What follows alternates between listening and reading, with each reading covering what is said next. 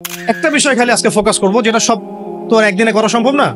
আপনাদের কি মনে হয় এই সমাজটা পরিবর্তন হয়েছে কি শুধুমাত্র মিষ্টি মিষ্টি কথায়, না কোনো ত্যাগ এবং স্যাক্রিফাইস ছিল? শুধু কি সৎ কাজে আদেশ করেই হয়েছে, না অসৎ কাজে নিষেধ করতে হয়েছে? আমরা কি শুধু দাওয়াতের কাজই করেছি, না ক্ষেত্র বিশেষে আমাদেরকে লড়তেও হয়েছে? প্রয়োজনে আমাদেরকে মার খেতে হয়েছে, সবর করতে হয়েছে, আবিসিনিয়াতে চলে যেতে হয়েছে, তায়েফে যেতে হয়েছে, মদিনায় হিজরত করতে হয়েছে, প্রয়োজনে বদরে যেতে হয়েছে, উহুদে আসতে হয়েছে, খন্দকে আসতে হয়েছে, কখনো পররাষ্ট্রনীতি অ্যাপ্লাই করতে হয়েছে, কখনো সন্ধি করতে হয়েছে, কখনো শান্তি চুক্তি করতে হয়েছে। এক একটা ক্ষেত্রে এক এক রকম ইনিশিয়েটিভ আমাদেরকে নিতে হয়েছে। তবে একটা বিষয় আমরা এক জায়গায় ছিলাম, সেটা হচ্ছে এক আল্লাহ, একজন নবী, একটা জামাআ, একটা ইমারা, একটা কিতাব, একটা সুন্নাহ। এই জিনিসগুলোতে যখন ভাটা পড়েছে তখন আমাদের শক্তি কমে গেছে। কথা কি বুঝতে পারছেন? গল্পটা হচ্ছে এই যে নবী সাল্লাল্লাহু আলাইহি ওয়াসাল্লাম এই সমাজে জন্মগ্রহণ করেও এই সমাজের জাহিলিয়াতের মধ্যে তিনি মিশে যান নাই, বরং এগুলো থেকে তিনি দূরে ছিলেন। যখন তার কাছে ওয়াহি এসেছে, ওয়াহি আসার পর থেকে মাত্র 23 বছর সময় নিয়েছেন তিনি। এই 23 বছরে তিনি ওই পুরো সমাজের সমস্ত জাহিলিয়াতকে দূর করে নতুন একটা সমাজ বিনির্মাণ করেছেন, আলহামদুলিল্লাহ, প্রতিষ্ঠা করেছেন। এবং আমরা বুঝলাম যে এটা আমাদের দ্বারাও সম্ভব ইনশাআল্লাহ। এটা আমাদের দ্বারাও সম্ভব ইনশাআল্লাহ। নাকি সম্ভব না? তো সম্ভব হতে হলে যে কয়েকটা কাজ করতে হবে, সে কয়েকটা কাজ আগে বলে নেই, মুখস্থ করেন। এক, সর্বপ্রথম আমাদেরকে ইলমের চর্চা করতে হবে, জ্ঞানের চর্চা করতে হবে। 1 নাম্বার মনে থাকবে তো ইনশাআল্লাহ। কোন জ্ঞানের চর্চা করব? যেই জ্ঞান আমাকে আল্লাহ পর্যন্ত পৌঁছে দেয় সেই জ্ঞান। কোন জ্ঞানের চর্চা করব না? যেই জ্ঞান আমাকে আল্লাহ থেকে দূরে সরায় দেয়। সিম্পল। কোন জ্ঞানের চর্চা আমি করব? যেই জ্ঞান আমাকে আল্লাহ পর্যন্ত পৌঁছে দেয়। কোন জ্ঞানের চর্চা আমি করব না? যে জ্ঞান আমাকে আল্লাহ থেকে দূরে সরায়। 1। 2 নাম্বার হচ্ছে, আমি কি শুধু একমুখী জ্ঞানে শিক্ষিত হব? উত্তর হচ্ছে না। এই যুগকে যদি আমরা ডিল করতে যাই এবং কোরআন সুন্নাহকে হাতে নিয়ে ওয়ার্ল্ডকে চ্যালেঞ্জ করতে চাই, তাহলে আমাকে ভার্সেটাইল নলেজ রাখতে হবে। তবে আমার ভিত্তিটা হবে অবশ্যই তাওহীদের জ্ঞান দিয়ে, কোরআনের জ্ঞান দিয়ে, সুন্নতের জ্ঞান দিয়ে। এরপরে আমি যেদিকে যাব সেটা আমি বাছাই করব, কিন্তু আমার ভিত্তিটা যেন হয় কোরআন এবং সুন্নাহ ভিত্তিক শিক্ষা ব্যবস্থা দিয়ে। এটা নিয়ে দুটো কথা আছে, পরে বলছি ইনশাআল্লাহ। 3 নাম্বার যে কাজটা করতে হবে সেটা হচ্ছে, যা শিখবো তার উপরে আমল করতে হবে। যা শিখবো তার উপরে আমল করতে হবে। আমলবিহীন জ্ঞান দিয়ে কোনো কাজ নাই। ইলম শিখলাম কিন্তু আমল নাই, এটা দিয়ে সমাজ পরিবর্তন হবে না, ব্যক্তিও পরিবর্তন হবে না। 4 নাম্বার, একা একা ইলম চর্চা করব না, বরেণ্য ওলামায়ে কেরামদের সোহবতে জ্ঞান শিখবো ইনশাআল্লাহ। একটা প্রতিষ্ঠানে আমরা পড়াশোনা করছি, এখানে আপনারা পড়ছেন, আপনি কি একা একা পড়ছেন? একটা সিস্টেম আছে, টিচার আছেন, সিলেবাস আছে। আপনি কি বাসায় বসে অনলাইনেই মাস্টার্স করে ফেলছেন? না। প্রতিষ্ঠানে আসছেন, টিচারের সামনে বসছেন, ক্লাস করছেন, অ্যাসাইনমেন্ট জমা দিচ্ছেন, কোচিং করছেন, প্রয়োজনে মেসে থাকছেন, প্রয়োজনে বাড়িঘর বিক্রি করে দিয়ে ফর্ম ফিল আপ করছেন। আপনার তো স্যাক্রিফাইস আছে, তাই না? আপনারও তো অনেক অবদান আছে। এমনি এমনি তো আপনি সার্টিফাইড হচ্ছেন না, ডিগ্রি অর্জন করছেন না। ঠিক সেম, যদি আপনি দ্বীনের জ্ঞান অর্জন করতে চান, তাহলে ওলামায়ে কেরামদের কাছে আপনাকে আসতে হবে। আরবিতে একটা প্রবাদ আছে খুব সুন্দর, যে জ্ঞানের কাছে আসতে হয়, জ্ঞান কারো কাছে যায় না। জ্ঞানের কাছে আসতে হয়, জ্ঞান কারো কাছে যায় না। জ্ঞানের একটা গায়রত আছে, জ্ঞান সহজে কাউকে ধরা দেয় না। যদি আপনি আপনার সমস্ত কিছু জ্ঞান অর্জনের জন্য ব্যয় করেন, তাহলে জ্ঞান আপনাকে তার সামান্য কিছু দিবে, সব দিবে না, সামান্য কিছু দিবে। ইলমের গায়রতটা এরকম। তো এটা করা, তাহলে ওলামায়ে কেরামদের সাথে সোহবতে থাকা, পরামর্শ ভিত্তিক চলা, একা একা না চলা। একা একা চললে দেখা যাবে নেক্সট শুরুতে ধোকা খাবেন আপনি। কেউ যদি একা একা ডক্টর হয়, চেম্বার খুলে বসে, আপনি কি রুগী দেখাবেন? অনেস্টলি বলেন। ওই যে এক ভাই, ধরেন আমাদের এক ভাই, নাম এক্স আব্দুল্লাহ, তো সে বলছে আমি কোনো ইউনিভার্সিটিতে পড়ি নাই, কিন্তু আমি ডক্টর হয়েছি। তা আমি শুধু ডক্টরই হই না, আমি হার্টের স্পেশালিস্ট, নিউরো মেডিসিন স্পেশালিস্ট। আমি অত বড় সাবজেক্ট বাদ দেন, নর্মালি এমবিবিএস। আমরা কি তাকে আসলে বিশ্বাস করব? তার কাছে কি আমরা যাব চিকিৎসা করাতে? আপনি কি অন্য কাউকে সাজেস্ট করবেন, তুমি যাও? আমি যাচ্ছি না, তুমি যাও, আপনি কি এটা বলবেন? তাহলে ইলমের ক্ষেত্রে আমরা এমন কেন হলাম? দিনই ইলম অর্জন করতে হলে আমাকে সেই একটা ক্রাইটেরিয়া মেনটেন করে আমাকে আসতে হবে। সিলেবাস লাগবে, ওলামায়ে কেরাম লাগবে, প্রতিষ্ঠান লাগবে, এবং তাদের সহবত থেকে দিন শিখতে হবে, সময় লাগবে। এটা কি আমরা 5 বছরে শিখে ফেলেছি? আপনি এখানে সময় দিচ্ছেন 15 বছর, 20 বছর। তাহলে যদি আমরা চাই বড় কোনো ফকিহ হব, বড় কোনো মুজতাহিদ হব, বড় কোনো তাফসীর কারক হব, উলামা হব, তাহলে আমাদেরকেও সময় দিতে হবে, 1 দিন 2 দিন না, কমপক্ষে 10 থেকে 15 বছর। এটা দেওয়ার পরেও যে আমরা বড় আলেম হয়ে যাব, মুহাদ্দিস হয়ে যাব, নিশ্চিত না। কারণ এই অঙ্গরে জ্ঞান শেখার কোনো শেষ নাই। তার উপর আবার ওই জ্ঞানের উপর আমল লাগবে, এবং সেই যেটা আমি শিখেছি ওইটা সত্যি সত্যি সমাজে বাস্তবায়ন করছি কিনা এটাও একটা ফ্যাক্টর কি। তো অত গভীরে নিচ্ছি না আপনাদেরকে। মূল কথাটা হচ্ছে ওলামায়ে কেরামের সহবতে থাকা। এটা হলো 4 নাম্বার। 5 হচ্ছে হালাল খাওয়া, হারামের দিকে না যাওয়া, হালাল রিজিকের দিকে ছোটা, হারামের দিকে না যাওয়া। 6 নাম্বার আখলাক, চরিত্রটাকে পবিত্র রাখার চেষ্টা করা না, বরং আসলে রাখতেই হবে। বোধ দিনী বোন, দিনী ভাই সবাইকে বলছি আর কি, আখলাক বা চরিত্রটাকে পবিত্র রাখতেই হবে। এর জন্য যা করার তাই করতে হবে। 7 নাম্বার হচ্ছে যে আমাদের আত্মশুদ্ধি অর্জন করতে হবে, তাজকিয়া অর্জন করতে হবে। তাজকিয়া মানে হচ্ছে হৃদয়টাকে পবিত্র রাখা। এখানে দুনিয়াবি লোভ, লালসা, হিংসা, বিদ্বেষ, গীবত, তহমত এগুলো বাদ দিয়ে এটা ফ্রেশ মন লালন করবেন। এই মনটা নিয়ে আপনি আল্লাহর পথে ছুটবেন ইনশাআল্লাহ। 8 নাম্বার, সবাই মিলে সৎ কাজে আদেশ করতে হবে এবং অসৎ কাজে নিষেধও করতে হবে। মানে সবাইকেই অ্যাটলিস্ট পার্ট টাইম দায়ী হতে হবে। কয়েকজন মানুষের উপরে দায়িত্ব ছেড়ে দেওয়া যাবে না। কথা কি বোঝাতে পারছি? কয়েকজন মানুষের উপরে দায়িত্ব ছেড়ে দিয়ে আপনি নিশ্চিন্তে বসে থাকবেন না। উম্মাহ আপনার কাছে কিছু চায়, এটা দায়িত্ব শুধু আমার একার না, আপনাদের সবারই। তাই সৎ কাজে আদেশ, অসৎ কাজে নিষেধ সবাইকেই করতে হবে, দিনী ভাই বোন সবাইকেই। এখানে সুরত হচ্ছে যার যতটুকু যোগ্যতা ওই আলোকে করব। যে বিষয়টা আমি বুঝি না, যে যোগ্যতা আমার নাই, সেটার দাওয়াত আমি দিতে যাব না। তখন হবে কি, আমি ওইটার দাওয়াত দিলে মানুষ বিভ্রান্ত হবে। ঠিক আমার দাওয়াতে যদি মানুষ আল্লাহর পথে আসে, আমি যেমন নেকি পাবো, ওই রকম আমার দাওয়াতে যদি মানুষ ভুল পথে চলে যায়, আমি কিন্তু গুনাহগারও হব।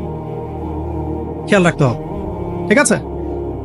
আর 9 নাম্বার হচ্ছে প্রতিভাগুলোকে মূল্যায়ন করা এবং প্রতিভাগুলোকে সততার সাথে বের করা। আপনার মধ্যে কি প্রতিভা আছে, নিশ্চয়ই না কোনো প্রতিভা তো আছে।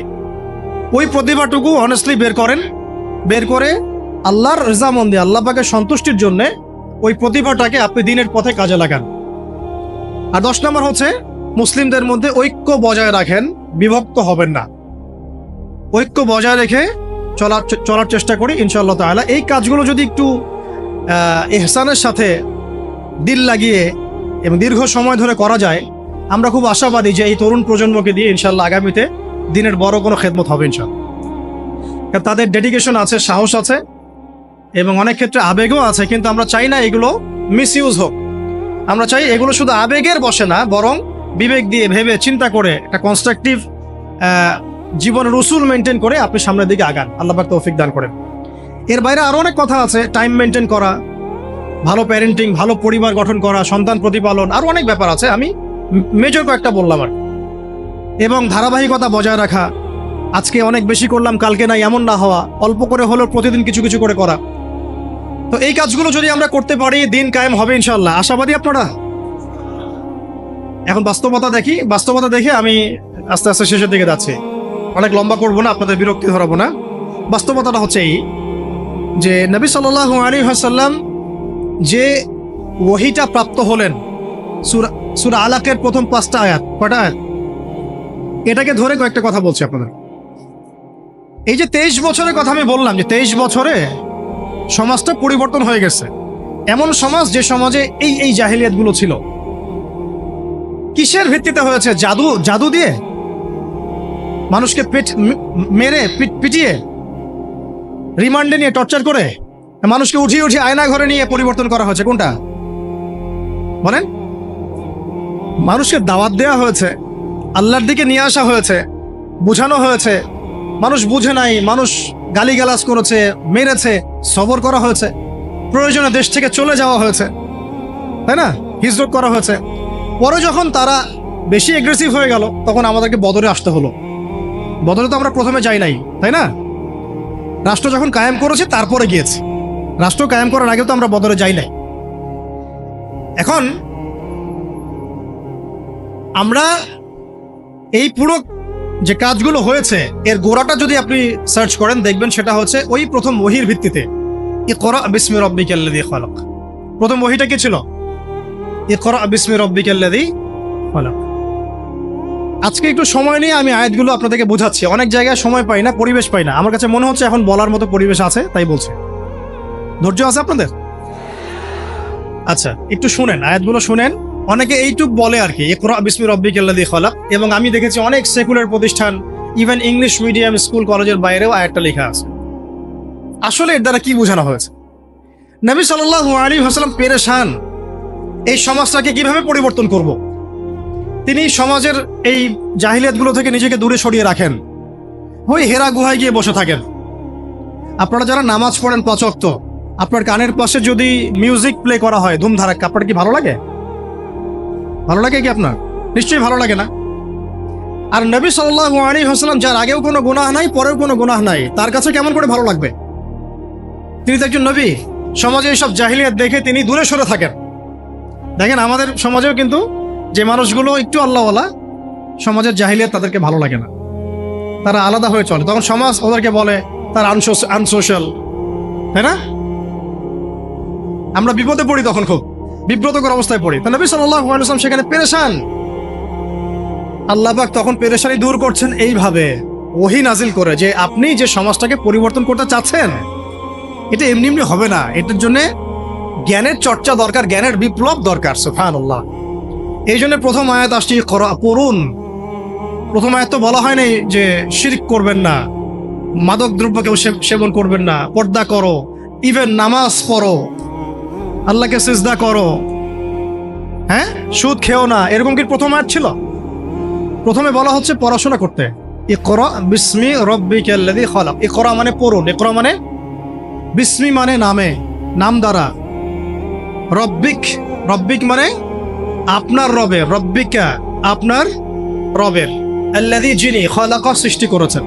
অর্থ দাঁড়াচ্ছে ইকরা বিসমি রাব্বিকাল্লাযী খালাক, পড়ুন আপনার সেই রবের নামে যিনি আপনাকে সৃষ্টি করেছেন। শুরুতে বলেছিলাম, আপনাদের মনে আছে কিনা, যে জ্ঞান আপনাকে আল্লাহর দিকে নিয়ে যাবে সেটাই জ্ঞান। এইটা হচ্ছে দ্য ডেফিনেশন অফ নলেজ। বুঝাতে পারছি কি ভাই? জ্ঞানের সংজ্ঞা কি? যে জ্ঞান আপনাকে আল্লাহর দিকে নিয়ে যাবে সেটাই হচ্ছে মূলত জ্ঞান। ইকরা বিসমি রাব্বিকাল্লাযী খালাক। এখনকার এই আয়াতটা নিয়ে আগে দুটো কথা বলে নেই। আচ্ছা দাঁড়ান, আগে অনুবাদটা করে নেই। দ্বিতীয় আয়াতে আল্লাহ পাক বলছেন খালাকাল ইনসানা মিন আলাক, খালাকাল ইনসানা মিন আলাক, যিনি মানুষকে সৃষ্টি করেছেন জমাট বাঁধা রক্তপিণ্ড থেকে। পুরা আমাদের যে মেডিকেল সায়েন্স আছে, এই আয়াত থেকে তাদের শেখার যে কত কি আছে আল্লাহ ভালো জানে। ইকরা ওয়া রাব্বুকাল আকরাম, ইকরা ওয়া রাব্বুকাল আকরাম, আপনি পড়ুন, আপনার রব মহিমান্বিত। আল্লাযী আল্লামা বিল কলম, যিনি মানুষকে কলম দ্বারা জ্ঞান শিক্ষা দিয়েছেন। পুরো সিস্টেমটার মধ্যে আপনার কলম, এবং সেই লাউহে মাহফুজেও আছে কলম। কলম দিয়ে লাউহে মাহফুজে লেখা হচ্ছে। ইভেন কলম আল্লাহ পাকের প্রাচীন সৃষ্টি। আমাদেরকে সৃষ্টি করার, আসমান জমিন সৃষ্টি করার 50,000 বছর আগে আল্লাহ পাক এই কলম, এই লাউহে মাহফুজ, আরশ, এগুলো সব সৃষ্টি করেছেন। তাকদীর লিখে ফেলেছেন। কলমকে আল্লাহ পাক বলেছেন উকতুব, লিখো। কলম বলেছে মাযা আকতুব, আমি কি লিখবো? আল্লাহ পাক বলেছেন কিয়ামত পর্যন্ত যা হবে সব লিখে ফেলো। আমরা যে জীব আর জড়র সংজ্ঞা পড়েছি, সংজ্ঞাটা ঠিক না। আল্লাহ পাকের যখন হুকুম হবে, আজকে আমরা যেখানে বসে আছি এই জমিনও কথা বলবে ইনশাআল্লাহ। ইয়াউমাইযিন তুহাদ্দিসু আখবারাহা, যেদিন এই জমিন তার বৃত্তান্ত বর্ণনা করবে। তো জীব জ্বরের এই ক্লাসিক্যাল সংজ্ঞা বাদ দিয়ে আমরা এটা বোঝার চেষ্টা করি। তো আল্লাহ পাক বলছেন যে যিনি মানুষকে কলম দ্বারা জ্ঞান শিক্ষা দিয়েছেন। শুধু তাই না, আল্লামাল ইনসানা মা লাম ইয়ালাম, তিনি মানুষকে সেই জ্ঞান শিক্ষা দিয়েছেন যা মানুষ জানত না। আপনারা যখন আর একটু পড়াশোনা করবেন দেখবেন বুদ্ধিবাদ পড়ানো হবে। মানুষ বায়োলজিক্যালি জ্ঞান অর্জন করেছে এমনটা পড়ানো হয়। অভিজ্ঞতাবাদ পড়ানো হয়, কেউ কেউ সমন্বয়ী মতবাদ পড়ার। কিন্তু আসলে জ্ঞানের উৎস কিন্তু আমরা না। জ্ঞানের মূল উৎস হচ্ছে আল্লাহ পাক নিজে, স্বয়ং তিনি হচ্ছেন জ্ঞানের মূল উৎস। আল্লাহ নিজে তার সৃষ্টিকে, মানে বান্দাদেরকে জ্ঞান শিক্ষা দিয়েছে।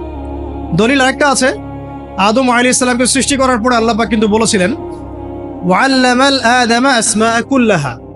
আল্লাহ রাব্বুল আলামিন আদম আলাইহিস সালামকে তার পক্ষ থেকে সব নাম শিক্ষা দিয়েছেন। সুবহানাল্লাহ। জ্ঞানের মূল উৎস কে তাহলে? আচ্ছা, এখন এই 5টা আয়াত যখন নাজিল হলো, অর্থগুলো তো মোটামুটি জানলেন। ইকরা বিসমি রাব্বিকাল্লাযী খালাক, পড়ুন আপনার সেই রবের নামে যিনি আপনাকে সৃষ্টি করেছেন। খালাকাল ইনসানা মিন আলাক, যিনি মানুষকে জমাট বাঁধা রক্তপিণ্ড থেকে সৃষ্টি করেছেন। ইকরা ওয়া রাব্বুকাল আকরাম, পড়ুন আপনার রব মহিমান্বিত। আল্লাযী আল্লামা বিল কলম, যিনি মানুষকে কলম দ্বারা জ্ঞান শিক্ষা দিয়েছেন। আল্লামাল ইনসান মা লাম ইয়ালাম, মানুষকে সেই জ্ঞান শিক্ষা দিয়েছেন যা মানুষ জানতো না। এই যে গল্পের জার্নি বিগেন্স এখান থেকে। এরপরে 23 বছর পরে আপনি মক্কার দিকে তাকান, দেখবেন সেখানে কোনো শিরক নাই, আছে? কোনো রিবা নাই, আছে? কোনো মাদক নাই, কোনো মেয়ের অবমাননা, ইভেন কোনো জুয়া, ধর্ষণ, বিচ্ছিন্ন দু একটা ঘটনা করতে পারে, কোনো গোত্রীয় হানাহানি, কিচ্ছু নাই। কত বছর? 23 বছর। জার্নিটা কোথা থেকে শুরু হলো? হেরা গুহা থেকে। কোন আয়াত থেকে? ইকরা, পড়ুন থেকে। এখন আপনারাও সব স্টুডেন্ট, আপনারাও পড়ছেন, মাশাআল্লাহ 15 বছর হয়ে গেছে। আমরাও পড়েছি, আমারও 15 বছর চলে গেছে। এর আগেও অনেক জেনারেশন পড়েছে, তাদেরও শত শত বছর চলে গেছে। কিন্তু নবী সাল্লাল্লাহু আলাইহি ওয়াসাল্লামের মতো জ্ঞান দিয়ে সমাজ পরিবর্তন করতে পেরেছে কতজন? বা কেউ কি পেরেছে? আদৌ কি কোনো জাতি এসেছে যারা সেই জ্ঞান দিয়ে পুরো সামাজিক সমস্ত সমস্যার সমাধান টানতে পারে? তাহলে এখান থেকে আমাদেরকে বুঝতে হবে আমাদের জ্ঞানের দৈন্যতা কোন কোন জায়গায় আছে। বুঝতে পারছেন কি কিছুটা? আমরাও তো ট্রাই করলাম, বিগত 50 বছর হলো স্বাধীনতার, রেজাল্টটা কি? সামাজিক ইম্প্যাক্টটা কোথায়? ইম্প্যাক্ট এইখানে, নামাজ, রোজা, হজ, যাকাত, বাস। ইভেন যাকাতও এখন খুব একটা মানুষ দেয় না, ইল্লা মাশাআল্লাহ। বেশিরভাগ মানুষ কিন্তু যাকাত দেয় না। নামাজ পড়ে যারা, তারাও অনেকে যাকাত দেয় না। কিন্তু ইসলামের অন্যান্য যে বিধানগুলো আছে, এই বিধানগুলোর কয়টা সমাজে বাস্তবায়িত হয়েছে? একটাও কি হয়েছে? আসলে একটাও হয়নি। এখন যদি আপনি আমাকে বলেন যে ভাই আপনাকে আমি উপদেষ্টা বানাই দিলাম, এখন তো উপদেষ্টা ফেসবুকে হয় আর কি। তো এখন যাই হোক, যোগ্যতা থাক না থাক, এমপি টেমপি হয় মানুষ, ওইদিকে আসবো আমি, ফিনিশিংটা ওইদিকেই দিব ইনশাল্লাহ। একটু ধৈর্য ধরেন, শেষ করতেছি। দৈন্যতাটা দেখাবো, দৈন্যতা কোথায়, দৈন্যতাগুলো কোথায়। যদি বানায় দেন এবং আমাকে যদি বলেন ভাই কোরআনের তো আছে যে চুরি করলে চোরের হাত কেটে ফেলো, ব্যভিচার করলে রজম করো, তারপরে বেত্রাঘাত করো, মাদক দ্রব্য সেবন করলে বেত্রাঘাত করো, তারপরে হত্যা করলে কিসাস করো, মুরতাদ হয়ে গেলে তাকে মৃত্যুদণ্ড দাও, কেউ নবীকে গালি দিলে সাল্লাল্লাহু আলাইহি ওয়াসাল্লাম তাকেও হত্যা করো। আমি যদি এগুলো বাস্তবায়ন করতে যাই আগামীকাল, আমি কি আদৌ পারবো? এখন প্রশ্ন হচ্ছে কেন পারবো না? উত্তর, এক বাক্যে উত্তর হচ্ছে, আমাদের সমাজের মানুষ বিগত সময়গুলোতে নামাজ, রোজা, হজ, যাকাত এই শব্দগুলো যতটা শুনেছে, শরিয়া, দাওয়াত, জিহাদ, ইকামতের দিন, কিসাস, হুদুদ এই শব্দগুলো শোনে নাই। বুঝতে পারতেছে না? নামাজ শব্দ অর্থ জানেন কারা কারা? হাত তুলতে বললে সবাই হাত তুলবেন, তাই না? যাকাত শব্দের অর্থ কারা কারা জানেন বললে সবাই হাত তুলবেন। তা আমি যদি বলি হুদুদ অর্থ কি, কয়টা এবং কি কি, দেখবেন অনেক হাত নেমে গেছে। কিসাস অর্থ কি, কত প্রকার, কি কি, হাত নেমে যাবে। শরিয়া আইন কত প্রকার, কি কি, কোন কোন আইনগুলোকে শরিয়া আইন বলে আমরা অনেকেই জানবো না। তাহলে এখানে আমাদের সামাজিক একটা ব্যর্থতা আছে। এই ব্যর্থতাটা আমরা আমাদের কাঁধে নিতে চাই, অন্যদেরকে দিতে চাই না।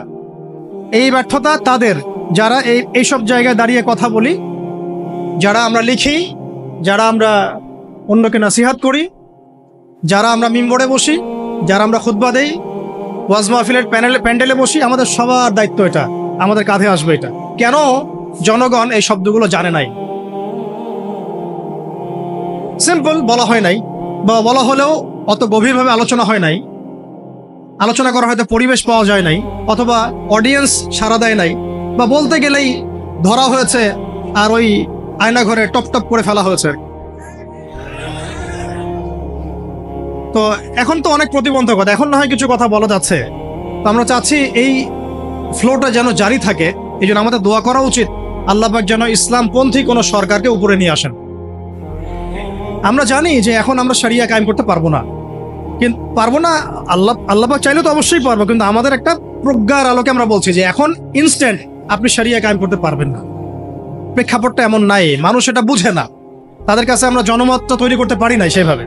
কিন্তু যদি কোনো ইসলামপন্থী সরকার আমাদের মাথার উপরে থাকেন, তখন দেখা যাবে আমরা একটা সময় পাবো, সুযোগ পাবো মানুষকে দাওয়াত দেওয়ার জন্য। তাই আজ না হলেও কাল ইনশাআল্লাহ দেখা যাবে ঠিকই জনগণ এটা বুঝতে পারছে ইনশাআল্লাহ। তারা নামাজকে যেমন গুরুত্ব দিবে, শরিয়াকেও গুরুত্ব দিবে ইনশাআল্লাহ। আল্লাহ পাক আমাদেরকে বোঝার তৌফিক দান করেন। কারণ বাস্তবতায় এসে শেষ করি, একটা কিতাবের দাওয়াত, একজন নবীর সুন্নাত সমাজে বাস্তবায়িত করার ফলে একদল মানুষ একসাথে মেহনত করেছেন, সাহাবায়ে কেরাম, সমাজ পরিবর্তন হয়ে গেছে। ঠিক আছে তো কথা? আর আমরা সবাই এক জায়গায় আসতে পারি না, বাংলাদেশে এটা সম্ভব বলে আমার কাছে মনেও হয় না। তবে এখন আমি বলি যে এটা জরুরত নাই, প্রয়োজন নাই। আল্লাহ পাক যদি অল্প কিছু মানুষকে কবুল করেন, ওই মানুষগুলোকে দিয়েই সমাজ পরিবর্তন হবে ইনশাআল্লাহ। সবাইকে এক জায়গায় আসতে হবে না, যদি না আসে কোনো সমস্যা নেই, জরুরি না, আসলে ভালো আলহামদুলিল্লাহ। একজন আমিরের অধীনে ছিলেন, নেতা কয়জন ছিল তখন?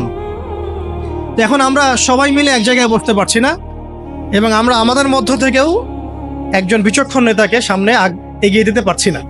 এখানে আমাদের মনের মধ্যে অনেক সমস্যা দেখা যায়। অনেকে একজনকে মানতে চায়, আরেকজনকে মানতে চায় না। অনেকের মনের মধ্যে থাকে এমন, আমি কি কম জানি, আমি কেন তার আনুগত্য করব, কেন দাসত্ব না, আমি কেন তার আনুগত্য করব। অনেক প্রবলেম, আমরা পারি না। কিন্তু অন্তত যেটা পারবো সেটা আমি বলছি, শুধু যেটা পারি না ওটা আজকে বলছি না। পারবো কোনটা? সেই এক আল্লাহর তাওহীদ শিখতে পারবো কি না ইনশাআল্লাহ? পারবো কোনটা? সেই একজন নবী সাল্লাল্লাহু আলাইহি ওয়াসাল্লামের সুন্নতের উপর নিজে প্রতিষ্ঠিত থাকার চেষ্টা করবো ইনশাআল্লাহ। আমার দেহ, আমার চিন্তা, আমার চেতনা, আমার কাজ, আমার কর্ম সব নবীর সুন্নাহ মোতাবেক হবে ইনশাআল্লাহ। পারবো কোনটা? সেই একটা কিতাব আল কোরআনের হক আদায় করা। পারবো তো ইনশাআল্লাহ? শেষ পয়েন্টটা আপনাদের সাথে আজকে শেয়ার করছি আজকের মতো, যে ওই যে একটা কিতাব, এই কিতাবের হক আছে মোট 6টা। কয়টা বলেন? 1 নাম্বার বিশুদ্ধ করে তিলাওয়াত শেখা। 1 নাম্বার, আমার সাথে বলেন, 1 নাম্বার বিশুদ্ধ তেলাওয়াত শেখা। 2 নাম্বার এর ভাষা শিক্ষা করা, কোরআনের ভাষা শিক্ষা করা, নিজের উপরে ফরজ করে নেওয়া উচিত। কোরআনের ভাষা যে জানে না, সে কোরআন বুঝতে পারবে না, ফুল স্টপ। অনুবাদ পড়ে কোরআন বোঝা যাবে না। যা বুঝবেন সেটা ভাষা। অ্যারাবিক টু অ্যারাবিক না বুঝতে পারলে কোরআনের মূল অন্তর্নিহিত সার আপনি উদ্ধার করতে পারবেন না, চরমভাবে ব্যর্থ হবেন। একটা ল্যাঙ্গুয়েজ না জানলে আমি ইংরেজি ডিপার্টমেন্টে ভর্তি হতে পারবো না। সিম্পল, এটা অ্যাজ সিম্পল অ্যাজ দ্যাট। আমি ইংরেজি জানি না, তাহলে ইংরেজি মাধ্যমে আমি পড়াশোনা করতে পারবো না, সিম্পল। আরবি জানি না, আমি কোরআন বুঝতে পারবো না। যা বুঝতে পারবো সেটা অনুবাদ দেখে বোঝাটা আর কোরআনের গভীরে যে ঢোকা, এটা মানে 7 জমিন আর 7ম আসমানের মধ্যে পার্থক্য, এত বেশি পার্থক্য, সম্ভব না। তো 2 নাম্বার হচ্ছে আমাকে ভাষা শিখতেই হবে।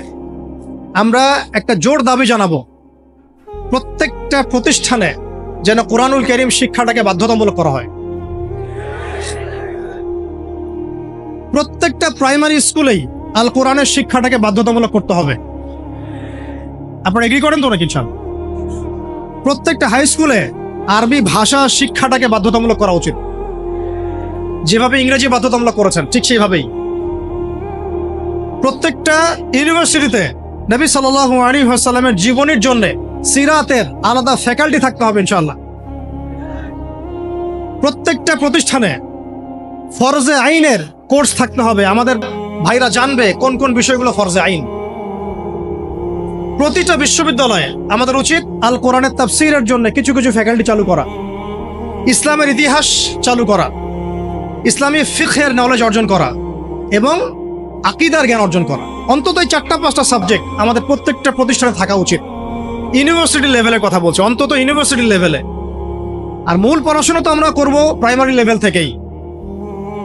আল্লাহ পাক আমাদেরকে তৌফিক দান করেন। তো শিক্ষানীতিতে অনেক দৈন্যতা আছে, ওটা আমার লাস্ট পয়েন্ট হবে ইনশাআল্লাহ। আগে বলে নেই যে 6টা কি। একটা কি ছিল? কোরআনের বিশুদ্ধ তেলাওয়াত শেখা। 2 এর ভাষা শিক্ষা করতেই হবে আপনাকে আমাকে। 3 নাম্বার হচ্ছে কোরআনের অর্থ বোঝার চেষ্টা করতে হবে, কোরআনের অর্থ বোঝার চেষ্টা করা, এবং এটা একা একা হবে না, ওলামায়ে কেরাম লাগবে। 4 নাম্বার আল কোরআনের সমস্ত আদেশ মেনে চলতে হবে। রাজি আছি ইনশাআল্লাহ? 5 নাম্বার আল কোরআনের সমস্ত নিষেধ বর্জন করতে হবে। পারা যাবে ইনশাআল্লাহ? এবং 6 নাম্বার আল কোরআনের দাওয়াত মুসলিম অমুসলিম সবার ঘরে ঘরে পৌঁছাতে হবে ইনশাআল্লাহ। এটাকে আপনার লাইফের চ্যালেঞ্জ হিসেবে, অ্যাম্বিশন হিসেবে গ্রহণ করেন। আল্লাহ পাক তৌফিক দান করেন।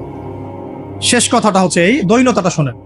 আমি কয়েকটা দাবি উত্থাপন করলাম না, যে কোরআনুল কারীম প্রাইমারি লেভেল থেকে, হাই স্কুল লেভেল থেকে অনার্স মাস্টার্সে আসতে হবে, সিরাত আসতে হবে, আকীদা আসতে হবে।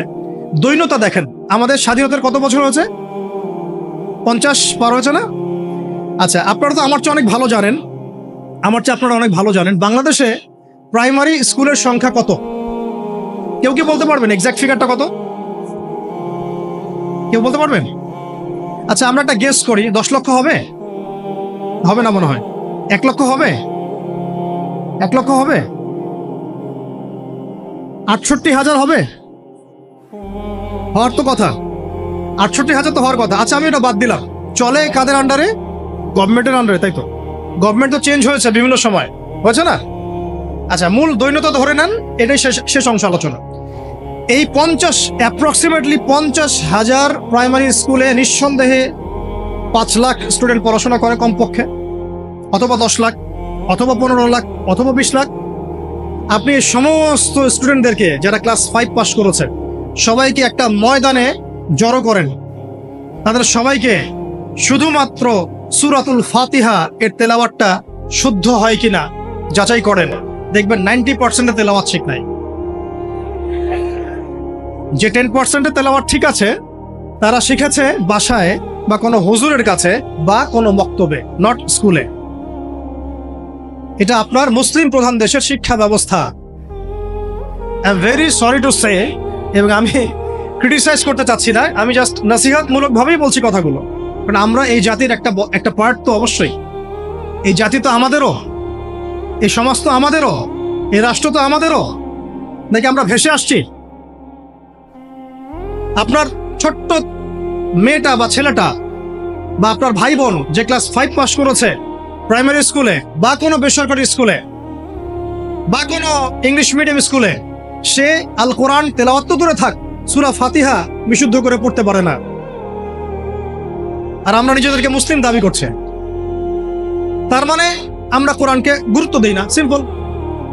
আপনার ওই ক্লাস 5 পাস করা ছেলেটা বাংলা পড়ে, কবিতা পড়ে, ইংরেজি পড়ে, অঙ্ক পড়ে, সবই পড়ে, কোরআন পড়ে না, তার মানে আপনি কোরআনকে গুরুত্ব দেন না। সিম্পল।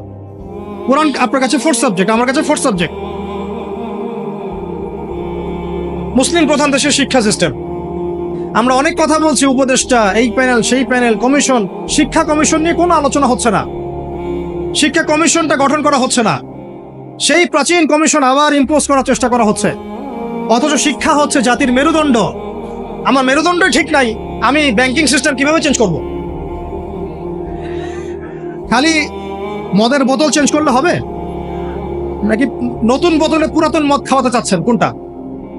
এটাই তো। মদের বোতল চেঞ্জ করলে হবে? আমরা কি নতুন কোন বোতলে সেই পুরাতন মদ খেতে চাই? এবার আসেন, এই 50,000 প্রতিষ্ঠানের স্টুডেন্টদের কথা বাদ দেন, তাদেরকে যারা পড়ায় সেই সমস্ত শিক্ষকদেরকে একটা জায়গায় বসান। এই সমস্ত শিক্ষকদের কোরআন তেলাওয়াত চেক করেন, এদের 90% কোরআন বিশুদ্ধ করে তেলাওয়াত করতে পারেন।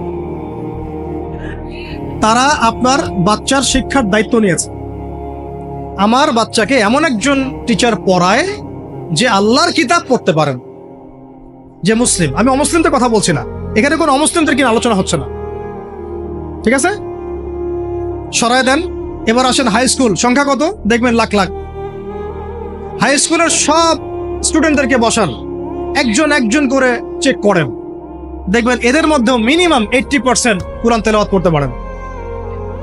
তার হাই স্কুলে পড়াশোনা করেছে 8 থেকে 10 বছর। 8 থেকে 10 বছর, প্রায় লক্ষ লক্ষ টাকা খরচ করা হয়েছে, সময় দিয়েছে, তারা পরিশ্রম করেছে, পরীক্ষার পর পরীক্ষা, এক সেমিস্টার আরেক সেমিস্টার, এক টার্ম আরেক টার্ম, কোচিং, প্রাইভেট, অ্যাসাইনমেন্ট, এইটা সেইটা, কোরআন তেলাওয়াত করতে পারে না। আর আমরা আইয়ামে জাহিলিয়াতকে চেঞ্জ করতে চাচ্ছি, অথচ আমি দেখালাম চেঞ্জটা হয়েছে ইকরা বিসমি রাব্বিকাল্লাযী খলাক দিয়ে। জার্নি এখান থেকে শুরু হয়েছিল।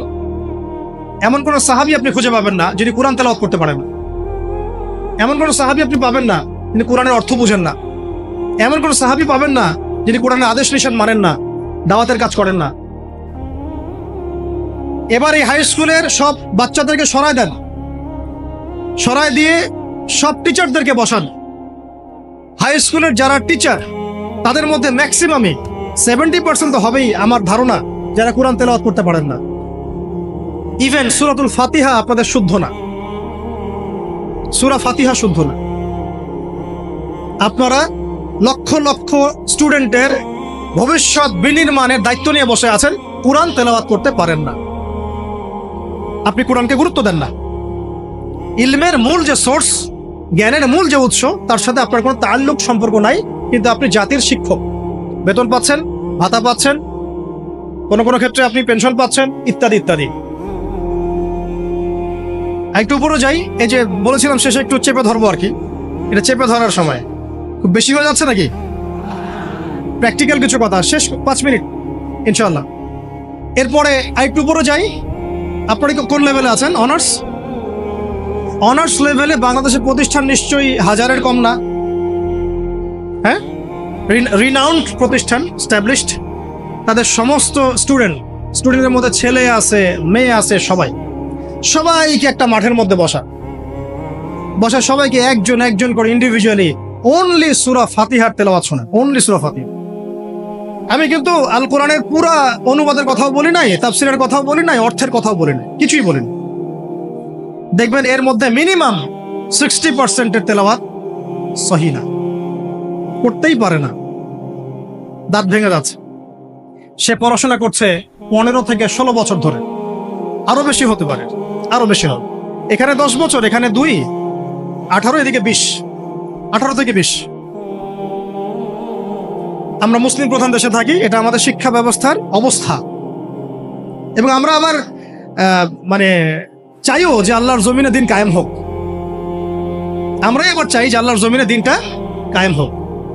আর যে বাকিরা পারে তারা কোথায় শিখেছে? হয় কোনো মাদ্রাসায়, হয় কোনো মক্তবে, অথবা ইন্ডিভিজুয়ালি কোনো ওস্তাদের কাছে।